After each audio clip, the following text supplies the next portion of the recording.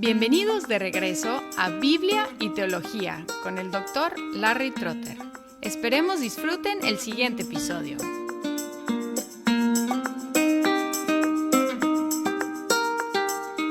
Habiendo terminado otra sección de la teología sistemática, la neumatología, es momento de hacer una exposición de otro libro de la Biblia, y he escogido el libro de Habacuc, un profeta de los así llamados profetas menores, por ser más breves que los profetas mayores. Voy a leer los primeros 4 versículos de Habacuc, que dicen así: Oráculo que tuvo en visión el profeta Habacuc. ¿Hasta cuándo, oh Señor? Pediré ayuda y no escucharás. Clamo a ti, violencia, sin embargo tú no salvas. ¿Por qué me haces ver la iniquidad y me haces mirar la opresión? La destrucción y la violencia están delante de mí. Hay rencilla y surge la discordia. Por eso no se cumple la ley y nunca prevalece la justicia, porque el impío asedia al justo. Por eso sale pervertida la justicia.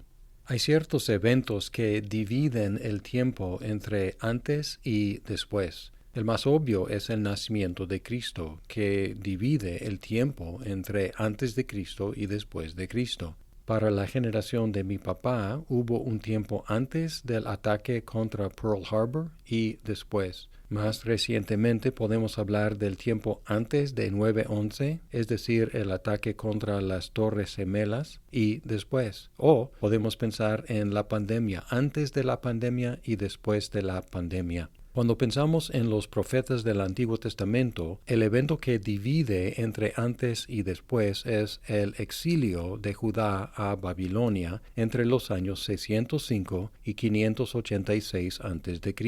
Algunos profetas eran preexílicos antes del exilio y advertían de la llegada del exilio, llamando al pueblo a arrepentirse para evitar el desastre o anunciando que el desastre iba a llegar. Otros explicaban el exilio mientras sucedía, y otros eran post-exílicos que predicaron después del exilio para ayudar a los judíos a aplicar las lecciones de Dios que quiso enseñarles por el exilio. En el caso de Habacuc, él fue un contemporáneo de Jeremías y Sofonías. Él fue un profeta preexílico que luchaba con Dios sobre la condición de Judá justo antes del exilio, y también luchaba con Dios sobre la solución que Dios propuso para remediar los problemas en Judá. Diferente a otros profetas, es menos una colección de sermones y más una colección de oraciones y reflexiones del profeta mismo.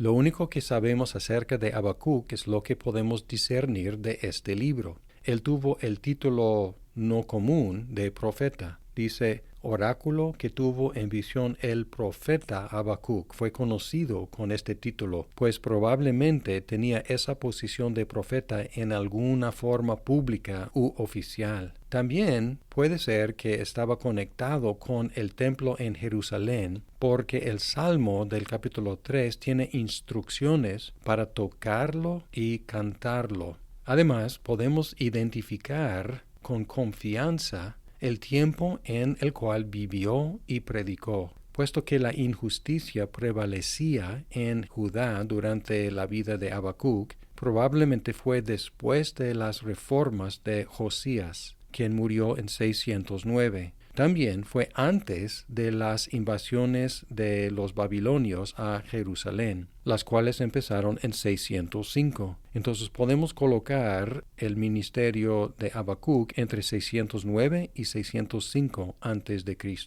Su mensaje, como en algunos casos en otros profetas, se llama una carga. Esta palabra traducida oráculo es una carga, una descripción de los mensajes pesados cargados por los profetas. En el caso de Habacuc, su mensaje fue más una carga para él que para el pueblo. Esta carga fue su lucha con Dios y con su propia fe a la luz de los eventos en Judá. Y por lo tanto, este libro es muy accesible para nosotros a pesar de haber sido entregado en un contexto muy lejano al nuestro, porque todos los creyentes luchamos con Dios y con nuestra fe a la luz de las cosas que observamos en nuestro mundo. Tenemos su primera queja en los versículos 2 al 4.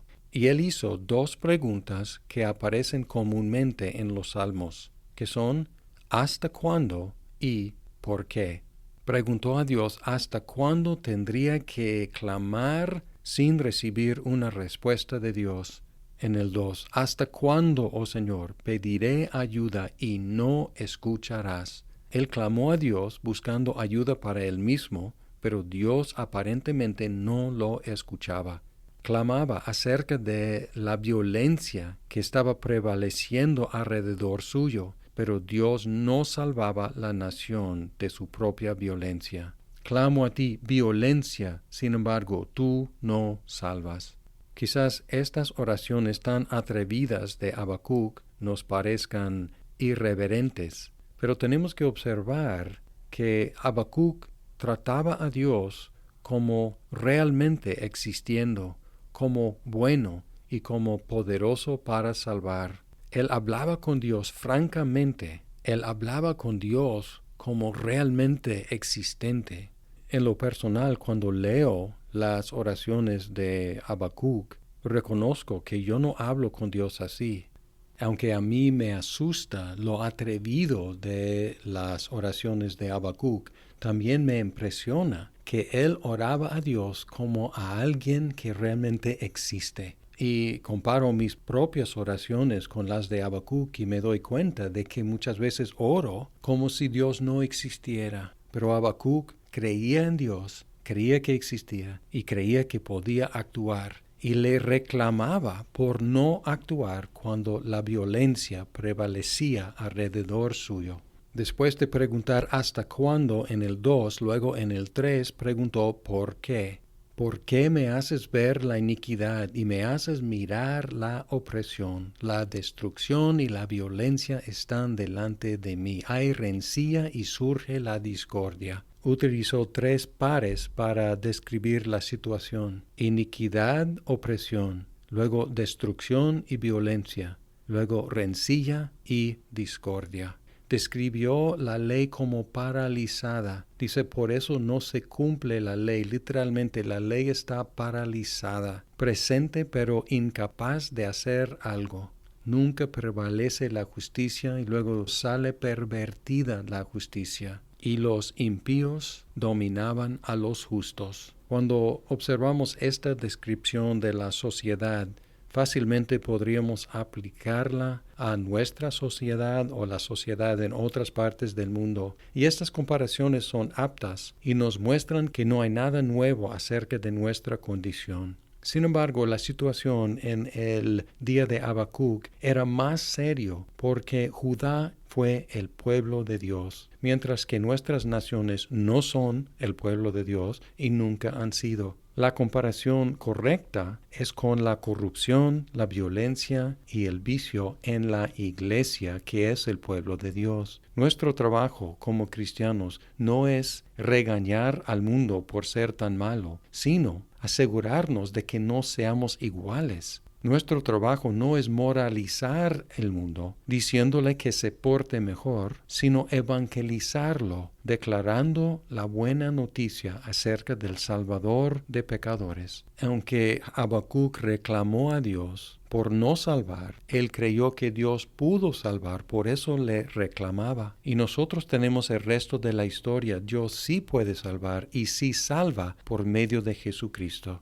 Nuestro trabajo es declarar este mensaje del Salvador del mundo al mundo. Y mientras predicamos, nuestras vidas tienen que demostrar que realmente hemos sido salvados del pecado. Si salimos a declarar hay un Salvador que perdona y que rescata del pecado, nuestras vidas deben ser vidas rescatadas del pecado.